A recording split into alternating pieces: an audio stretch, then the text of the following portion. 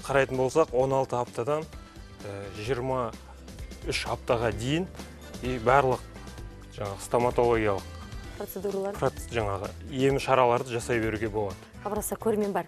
Мадияр, тыңдап алайық, сосын жалғастырамыз. Алло, сәлеметсіз, тыңдап тұрмыз сізді. Қайырлы күн, тікелей эфирдесіз. Алло, саламатсыз ба? Сәлеметсіз. Қалдарыңыз қалай? Мен ана келген ағаға сұрақ қояйыншы деген едім. Мен 2 қабат болған уақытында сол тістерім бәрі шіріді, азу тістерім ше.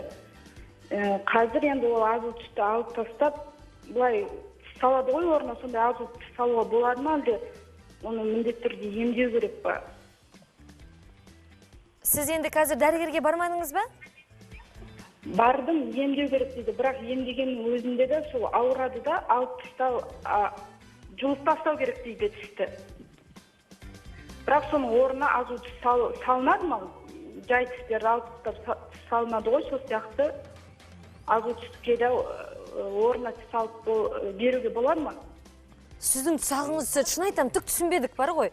Тағы да жақсылап айтыңызшы, азу тісіңізді алып тастау керек па? Иә, азу тісті алған соң, оның орнына азу тіс салынады ма? Түсіндіңіз ба? Иә, түсінікті. Бұл кісі тісі емделінген, енді толық емделінбей тұрма, әлде қатты асқынған тіс болып, жұлынайын деп тұрған тіс болып тұр ғой. Енді бұл кісінің қорқып тұрғаны тісімді жұлғаннан кейін тіссіз қалам ба? Орнына қайттан тіс қоюға бола ма? Әрине ол болады. Қазіргі кезде ол жаңағы бір ғана тісі жоқ болса, жаңағы имплантация дейді, имплант қоюға болады. А егерде ол енді ақша жағынан, қаражат жағынан кішкене қымбаттау болады. Сосын одан кішкене арзанырақ түрлері бар, жаңағы тіс сауыты дейді, тіс коронкалары, соны қоюға болады. Енді бұл кісіге тіс дәрігеріне барып көрініп, ауыз қуысын толық қарау керек, содан кейін қандай шара жасауға болатын дәрігер айтып түсіндіру. Мадияр мырза, осы ретте сөзіңіз аузыңызда имплант деп айтып жатырсыз ғой. Тісті жұлғаннан кейін имплантты бірден қойған дұрыс па, әлде қазіргі технология дамыған? Әлде біраз уақыт күту қажет пе? Ол енді жұлынып жатқан тістің айналасындағы сүйекке, ауыз қуысына, жақ сүйектеріне байланысты. Көбіне алдыңғы тістерде сүйегі бәрі дұрыс болып жатқан жағдайда жұлып сразу қоюға да болады қазіргі кезде. Оның енді бұл жерде де жаңағы науқасты көріп, жалпы снимок дейді, панорамный. Тістің айналасының барлығын қарап, соған байланысты жасалынады. Жақсы, түсінікті. Бұлай болады деп айту қиын. Хабарласқан көрермен бар екен, тыңдап көрейік. Алло, сәлеметсіз. Қайырлы күн, тікелей эфирдесіз, иә? Алло, саламатсыз ба? Сәлематсыз. Алло. Сұрағыңыз бар ма? Тыңдап тұрмыз сізді, иә? Қайырлы күн. Мен стоматологқа сұрақ қояйын деп едім. Босанғаннан кейін қанша айдан кейін тіс дәрігеріне баруға болады? Міне тамаша сұрақ. Жоқ, ол босанғаннан кейін де жүктілік кезінде де дәрігерге барып көріне беруге болады. Жалпы көбіне біз жаңағы санация, профилактика ретінде жүктілікке дейін бару керек деп айтып жатырмыз ғой. Жүктілік кезінде де болады, жүктіліктен кейін де. Бірақ жүктіліктен кейін барғанда жаңағы нәрестемен күн суық, шығу қиындау болады. Егерде ол жағынан қиналмайтын болсаңыз, барып көрсете беруге болады. Яғни емізулі кезінде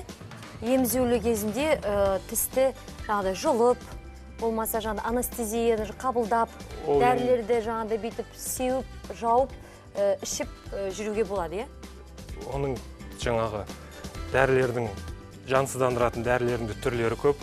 Егерде жүктілік кезінде келетіндей болса, оларға ең бірінші жаңағы тіс қатты асқынған жағдайда бізде бір не жасай алмайтынымыз жаңағы рентген, тіс рентгені, соны істеуге болмайды. Сондықтан жүктілікке дейін деп айтып атқанымыз сол. Екіншісі, аптасы келіп тұрса жаңағы емдеуге, сол кезде жаңағы жасалатын анестезиктің құрамында адреналин аз мөлшерде болу керек.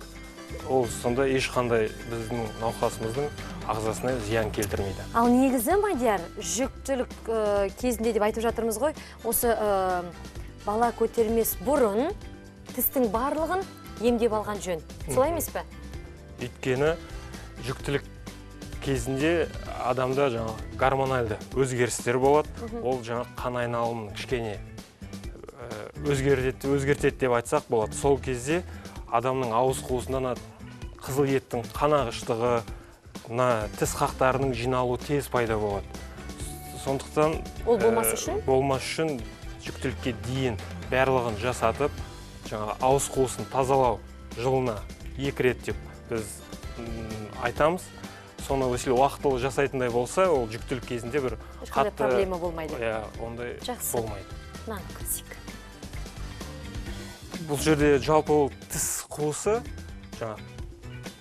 тістің жалпы. Бұл жерде бізде жүктілікке дейін қаралатын болсақ, бізде тіс ауырсын, ауырмасын, тіс дәрігеріне барып көріну қажет. Ол міндетті түрде. Бізде ауырмағаннан кейін ешкім бара бергісі келмейді. Ешқандай менде қалай айтсақ. Ауырған кезде барамын деп айтады ол көп. Иә, ал жақсы. Мадияр мырза, енді жүктілік кезінде брекет салуға бола ма? Бола ма, болмай ма? Ол енді жиі келу керек, негізі оны босанғаннан кейін қолданған дұрыс болады. Жақсы, түсінікті. Барлық жағынан ең бастысы, әрине, жаңағыдай ауырып жол іздегенше ауырмайтын жол іздеу керек.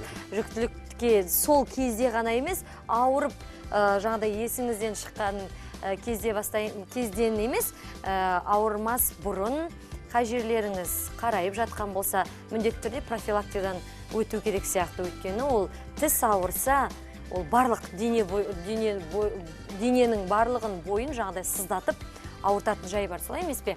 Енді мына жайында біз барлығын айтып өттік, көрермендерге түсінікті ғой деп ойлаймын. Мадияр мырза. Жүктілік кезіндегі айтатын ақыл кеңестеріміз болатын болса, тістерін күніне 2 рет жуу керек. Сосын көмір сулар, тәттілерді жегенге құмарлау болады ғой. Көп жемеуге тырысу керек. Жеген жағдайда барып тісімізді жуып тастау керек. Жақсы. Сосын газдалған сусындарды мүлде ішпеген дұрыс. Оның орнына майлылық ас, сүт, су, компот, соларды қолданса жақсы olur. Көп рахмет, Мадияр мырза. Алғысым шексіз сізге. Бүгінгі айтылған кеңестер кәдеңізге жарасын дейміз.